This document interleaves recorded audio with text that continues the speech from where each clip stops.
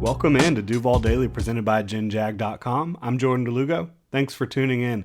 Today, we are looking at NFL.com's projected all-rookie team and a certain Jaguar who might have made the list, maybe some others who got snubbed. We'll take a look at it. Quick reminder to subscribe on YouTube if you like the content. Helps us out a ton. You can follow myself on Twitter at Jordan DeLugo, Generation Jaguar, at Generation Jag.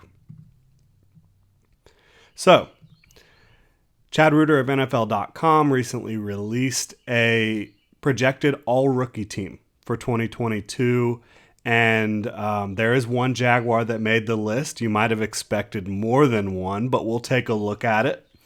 Devin Lloyd, Jaguars' first-round pick at linebacker, number 27 overall. Jaguars traded up from 33, gave up a fourth, gave up a sixth to land Devin Lloyd out of Utah. He does figure to step into the Jaguars starting lineup this year next to Foyesetta at linebacker, off-ball linebacker. So let's go ahead and take a look at what Chad Reuter has to say about Devin Lloyd, 27th overall pick. He says Lloyd is a versatile linebacker who can handle coverage duties, whether it's playing man-to-man against a tight end or dropping into zones. Also, his power between the tackles will free up veteran tackle machine Foye Oluokun to chase the ball outside. Add in his ability to blitz through the A or B gaps, and Lloyd should make an immediate impact on the Jaguars' defense. So yeah, I think a lot of what Chad says here is pretty on the money. Talks about his ability to blitz, his ability to cover man-to-man and in zone. I agree with both of those sentiments. I agree that having Devin Lloyd and Foye Oluokun next to each other and playing off of each other, I think both will help the other out. I think you could say that Foye is probably more of a little bit more rangy, a little bit more speedy than Devin Lloyd, but Devin Lloyd's a really good athlete in his own right. And so I think what you'll see is both players from down to down, from play to play, one might be freeing up the other and vice versa, just based on how Mike Caldwell, the Jaguars defensive coordinator, is calling up the play. And speaking of Mike Caldwell, Reuter does not mention him here. Mike Caldwell is a former NFL linebacker, a former NFL linebacker coach. He's now the Jaguars defensive coordinator, and I don't think it's any coincidence that you see the Jaguars go out and spend big on Foye, go out and move up for Devin Lloyd, and then also bring in Chad Muma. This is a linebacker-focused defense. If you go back to Tampa, he had Devin White, he had Levante David, he had some really, really talented linebackers, and I think you see that here in Jacksonville as well. I'm not trying to put Foye Oluokun and Levante David in the same category by any stretch at this point. Levante is one of the best and most underrated linebackers of all time. Devin White is a freak show as well when you use him as an attacking linebacker. I think the Jaguars, though, have a situation with Devin Lloyd and Foye Oluokun where Mike Caldwell is going to be able to use them to the best of their ability. I think that's going to help Devin Lloyd's chances to make the all-rookie team here. I think a couple things about Devin Lloyd's game that Reuter doesn't really mention. Not only can he blitz, he can rush off the edge as a 3-4 outside linebacker, 2-point stance. I mean, he even rushed from a 3-point stance at times at Utah, but I don't think you would expect him to do that at the NFL level. More of a 2-point stance, 3-4 outside linebacker in certain sub-packages where you want to get some speed off the edge and kind of confuse defenses or confuse offenses and get them thinking a little bit. So yeah, I think when you look at his ability to stuff the run, to run and hit, to cover, to rush off the edge, to blitz, to do all those different things.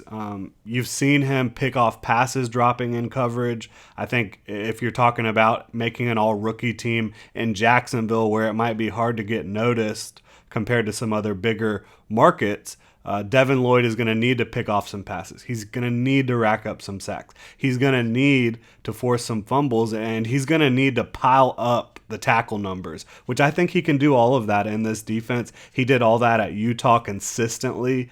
You come over to Jacksonville where you're in a good situation with Mike Caldwell. You've got talent next to you in Foye Oluokun and Chad Muma pushing you as well. He's the third linebacker right now. You've got talent up front. You've got a defense that's designed for the defensive line to kind of eat up blocks and free up the linebackers to make plays. I think you've got some good players behind you as well when you look at Andre Sisco, Tyson Campbell, Shaquille Griffin, Darius Williams. So I think there's a lot that's going to work in Devin Lloyd's favor. The scheme will, the players around him will, his own talent will, his defensive coordinator being a former linebacker will help in that regard. I think Devin Lloyd, not only picking him to make the all-rookie team is a good bet, but there's a chance he could be Defensive Rookie of the Year. I know it might be easier for a pass rusher, specifically pass rusher, like an Aidan Hutchinson, Trayvon Walker, Kevon Thibodeau, players that play more in an attacking pressure off the edge type of role. And maybe a defensive back racks up a bunch of interceptions, etc. But I think Devin Lloyd will rack up some stats this year, and he's going to have a good chance to not only make the defensive all-rookie team, but also potentially push for Defensive Rookie of the Year. Because Devin Lloyd is the only Jaguar on this list, that means there's probably a couple guys that, maybe are deserving to be on here, honorable mention, maybe not. I will say, when you look at the edge players, the Jaguars did draft an edge player, Trayvon Walker, with the first overall pick, and he's not on this list. He has not made Chad Reuter's projected all-rookie team. You've got Aidan Hutchinson, which is very understandable. He's in Detroit in a good situation and really had an incredibly high floor for his play. Kevon Thibodeau, another guy, probably the freakiest pure edge rusher in this class. In terms of a guy who has bend, has speed, but also has power and really is a violent pass rusher when it comes to getting after the quarterback and taking quarterbacks and getting him to the ground. The one I have on here, or the one that Chad Reuter has on here that I think Trayvon Walker should probably be above, is George Karlaftis.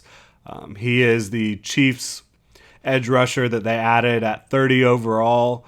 I don't think Karlaftis is as good a player as Trayvon Walker. I don't necessarily think he's in a better situation than Trayvon Walker. I think the Chiefs do have a talented defense in certain spots. You do have Chris Jones. Frank Clark has been a little disappointing in recent seasons. You do like what you have at linebacker in Nick Bolton.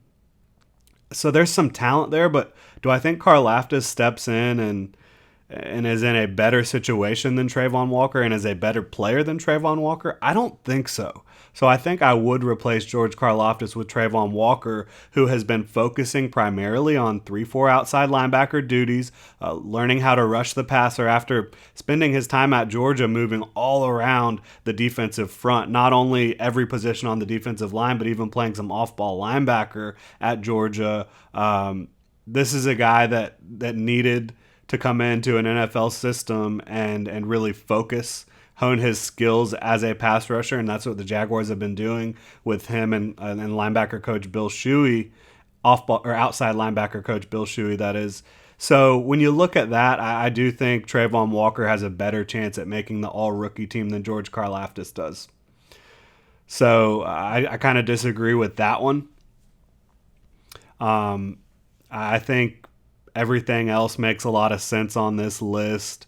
Another guy who has a chance to potentially make this list for the Jaguars, he first has to earn the starting job, but it's kicker Andrew Mevis, right? There's a young kicker every year, it seems like, that comes out and makes a lot of kicks. And when you look at what he did in his final year in college at Iowa State, made a ton of kicks, a high percentage of kicks from 40 yards and beyond, from 50 yards and beyond. He's got a big leg. He's pretty accurate. He's got to beat out Ryan Santoso, who is just a man amongst boys when it comes to the kickers. I think he's the biggest kicker I've ever seen, maybe outside of Janikowski, but he might even be bigger than Janikowski. I'm not sure.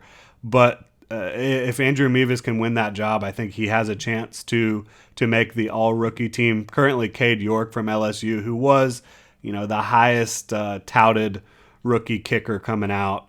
So that kind of makes sense, but I think Mevis will have a chance to do that. I know some people would like to see Kevin Austin on this list. I think all the people that have all the hype for Jaguars rookie wide receiver Kevin Austin, who, by the way, is an undrafted free agent. The Jaguars didn't even draft the guy. They did bring him in as a priority undrafted free agent, but for him, I think making the Jaguars roster is going to be a bit of a challenge.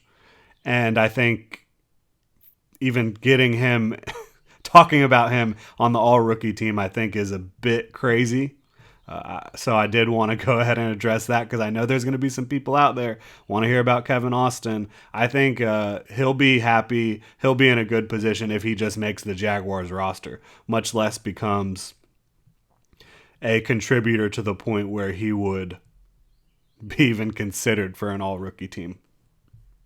But yeah, so Devin Lloyd has been named to Chad Reuter of NFL.com's all-rookie team as the linebacker. I think he absolutely deserves to be there. I think Trayvon Walker probably deserves to be there over George Karlaftis. And I know Travis Etienne, maybe he's not technically a rookie. I can't remember how the NFL does that with injuries. He missed his entire rookie year, so you could look at him as a breakout player as well. Whether you consider him a rookie or not, that's up to you, really. But it will be his first year in the NFL for all intents and purposes. So this is dead period content, right? This is the type of stuff you're looking at in between late June and late July before training camp gets kicked off. So I do think this is interesting to look at. It's a fun exercise. I think Chad got it pretty much on the money with a lot of the Devin Lloyd stuff. I think Devin Lloyd has even more of an advantageous opportunity to make this team than Chad Reuter even insinuated with some of his stuff, just because I think there's even more versatility than Chad Reuter talked about. I think there's more playmaking and athleticism than Chad talked about.